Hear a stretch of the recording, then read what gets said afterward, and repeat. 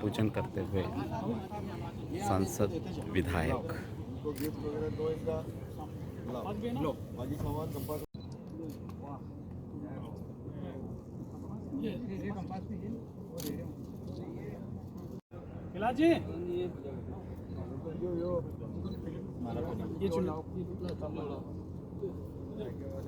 करने वाले राज बहादुर जी है ना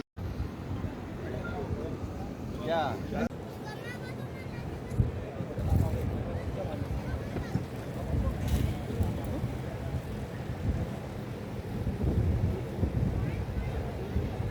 आदरणीय सरपंच साहब, माननीय विधायक श्री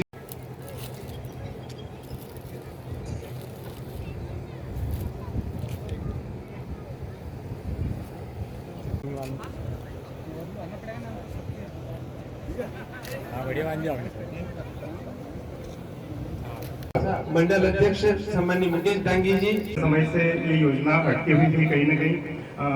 माननीय विधायक जी, सांसद जी, उनके अथक प्रयासों से इस योजना के टेंडर लगे हैं और आज ये शुभ दिन आया है। आज रामनवमी का दिन भी है। आज इस योजना का शिलान्यास माननीय सांसद महोदय, विधायक जी सबके कर कमलों से आज हो रहा है। बहुत बहुत हम सबके बीच में राष्ट्रीय सह कोषाध्यक्ष एवं मंदसौर नीमच जावरा संसदीय सभी कार्यकर्ताओं से आग्रह कृपया साथ में हम सबके बीच में नीमच विधानसभा के लोकप्रिय विधायक सम्मानित दिलीप सिंह जी परिहार, इनका भी एक बार इससे बढ़िया मुहूर्त का दिन क्या हो सकता है। आप सबको बहुत बहुत बधाइयां आज रामनवमी के इस पावन पर्व के अवसर पर।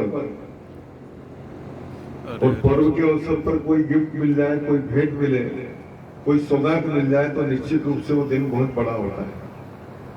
आज इस अवसर पर ये बांध का शिलान्यास कार्यक्रम हुआ। काम बहुत जल्दी से और बहुत तेजी से होगा। हमने टारगेट बनाया कि जून तक इस बांध को कंप्लीट कर दें तो इस साल की बारिश में ये डैम भर जाए। हमारा लक्ष्य है कि बांध इसी साल काम में आ जाए। बहुत लंबा समय नहीं लेना है, काम तेजी से और अच्छा गुणवत्तापूर्ण हो।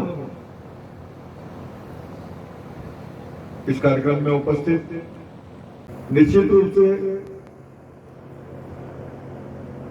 जो लक्ष्य लेकर नारों को विधानसभा में आपने भेजा, वोट तो खूब दिया आपने और मेरे को भी काम करके बताना था, पर ये जो दो सपोर्ट बैठे हैं इनके बिना काम नहीं होता मेरा।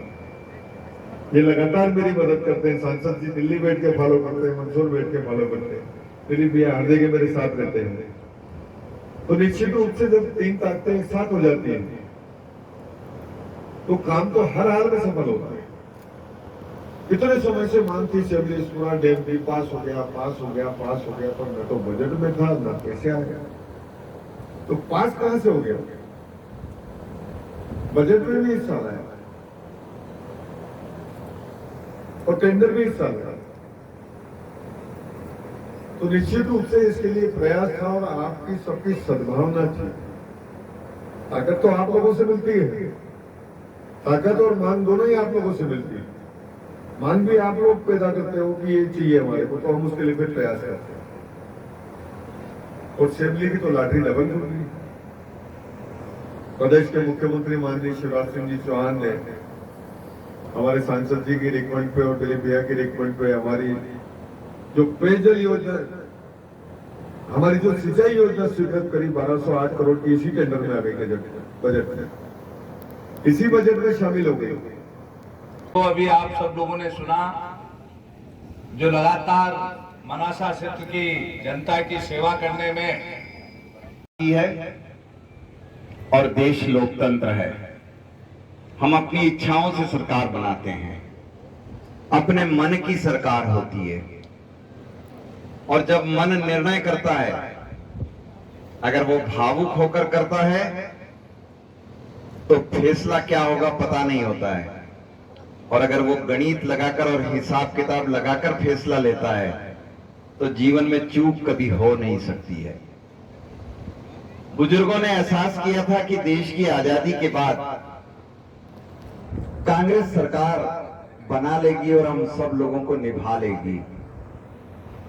हम लोग लगे रहे बरसों, हम में से कई लोगों के परिवार और मुखिया कांग्रेस को वोट करते रहे। हमारे मन में था कि बड़ी लंबी गुलामी के बाद हमारी सरकार बनी है और ये हमारी अपने बच्चों की, हमारे परिवारों की, हमारे खेतों की, हमारी सीमाओं की रक्षा करेगी। मगर 5 साल बीते, 50 साल बीते, हिसाब मिलाओ तो हिसाब मिलता नहीं था। रात बीत जाती, सवेरा आ जाता, नेताओं के आसपास घूमते घूमते महीनों बीत जाते, मगर चाहा क्या था और हुआ कुछ नहीं। गरीबी हटाओ के नारे आए, शिक्षा और सिंचाई की बातें करी, लेकिन देखा तो महसूस हुआ कि न तो डॉक्टर बन पाते हैं ज्यादा लोग, न गरीबी से हम मुक्ति पा पाते हैं। और एक ऐसा दौर आया कि लोगों ने जनसंघ को और भारतीय जनता पार्टी को पसंद करना शुरू किया। आज जब पसंद करना शुरू किया तो जो लोग कांग्रेस को अभी भी कई बार वोट देते हैं, उनका सम्मान उनके बच्चे उनके घर पर भी नहीं करते हैं, क्योंकि बच्चे पढ़े लिखे हैं, टीवी भी देखते हैं और हिसाब लगाना भी जानते हैं।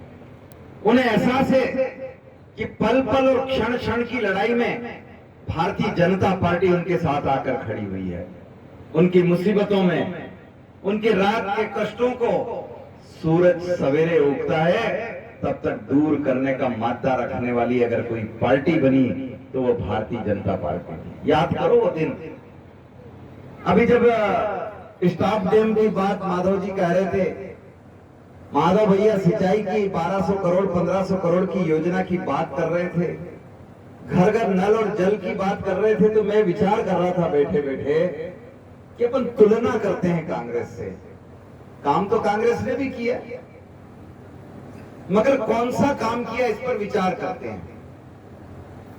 तो मैंने कई बार गांव में लोगों से पूछा, मैंने कहा अच्छा ईमानदारी से हाथ खड़ा करके बताना कि 70 साल की कांग्रेस में तुम्हारे गांव की जो पक्की सड़क बनी है वो ईमानदारी से बोलो कांग्रेस ने बनाई कि बीजेपी ने बनाई।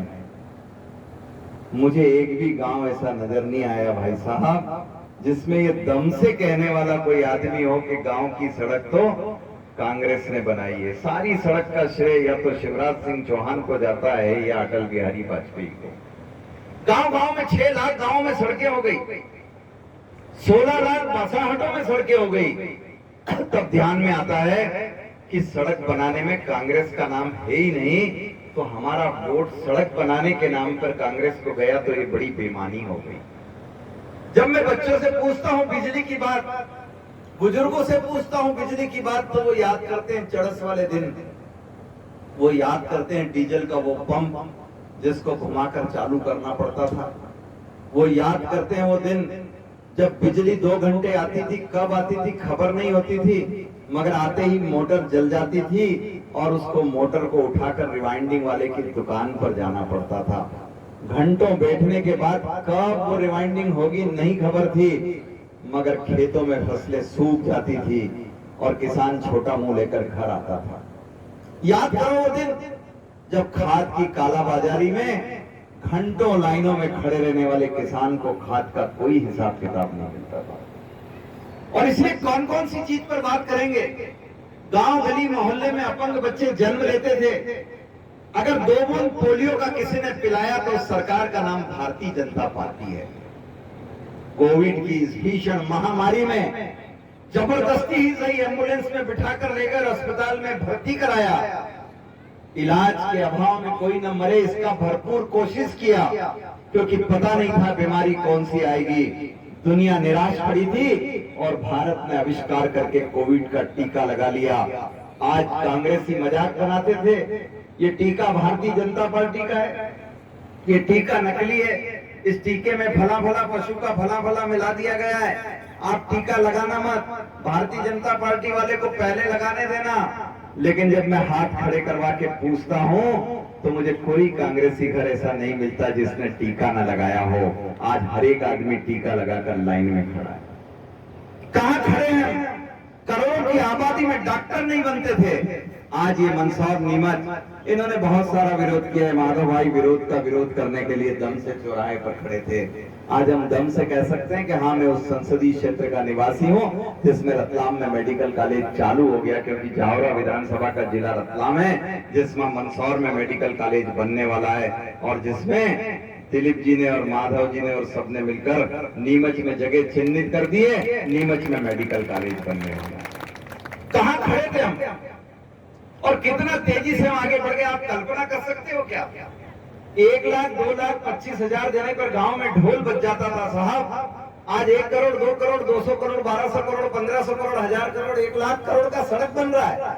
दिल्ली मुंबई एक्सप्रेस वे संसदीय क्षेत्र में आप देश ही नहीं दुनिया की सबसे बड़ी सड़कें देख सकते हो। और कितनी सड़कें, कितना गिनोगे? कौन कौन से गांव में नहीं है? नरेगा में पंचायत ये सरपंच जो है अभी तो 7 साल के हो गए, 8 साल के, 8वां साल चालू हो गया। इससे पहले वाले सरपंच से पूछो, 25,000 50,000 लेने के लिए दिन भर उसको बैठा रहना पड़ता था। और अभी पंचायतों के खाते में कितना पैसा आ रहा है? सरपंच साहब कहते हैं एक काम समाप्त नहीं हुआ और दूसरा काम का पैसा मिलने को तैयार हो गया, हमने भर दिया है। गांव में अब सीसी लगभग बन गया, 80% 70%, कहीं 5-10%, कहीं 20-30% बाकी बचा है। कोई सक्रिय नहीं रहा होगा सरपंच, वहां थोड़ा काम ज्यादा बाकी बच गया। मगर अब करें तो क्या करेंगे? अगले गांव को समझ में नहीं आता है। मगर मैं एक बात कहता हूं, विकास तो हम कर देंगे, ताकतवर देश भी हम बना देंगे। हम अब मुगलों के हक में देश देने वाले नहीं है, हम अंग्रेजों के हक में देश देने वाले नहीं है। ये देश हमारा है, ये देश हमने लिया है और इसलिए हजारों सालों तक हम चलाएंगे। मगर हमने देश खड़ा तो कर दिया, मगर आपको भी तो अपने संकल्प आगे बढ़ाने पड़ेंगे।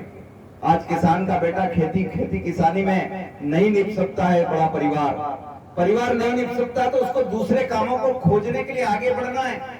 कुटीर और लघु उद्योग गांव में लगाना है, गांव का औद्योगिक विकास करना है। आज अगरबत्ती बनाने के लिए अगरबत्ती की लकड़ी हम चीन से लेकर आते हैं। आज हमारे पास फलों का व्यापार दुनिया के बाजारों से लेकर आते हैं। और इसलिए जब पानी हो जाएगा, जब बिजली आपके खेतों में पर्याप्त मिल रही है, जब बच्चे पढ़ लिख कर आ रहे हैं, जब स्वास्थ्य की सुविधाओं के लिए आपके जेब में 5 लाख का कार्ड डाल दिया गया है, आपको अपनी पत्नी के, अपने बच्चों के गहने नहीं बेचने पड़ेंगे, तब हिंदुस्तान नए स्वरूप में खड़ा होगा। तब आपकी भी ड्यूटी आती है कि भारत स्वच्छ बनाने के लिए भी मैं काम करूंगा। तो खेती किसानी में जो बची हुई जमीनें आसपास है, यहाँ मैं फलदार वृक्ष लगाऊंगा ताकि गरीब के बच्चे भी निःशुल्क फल खा सकें।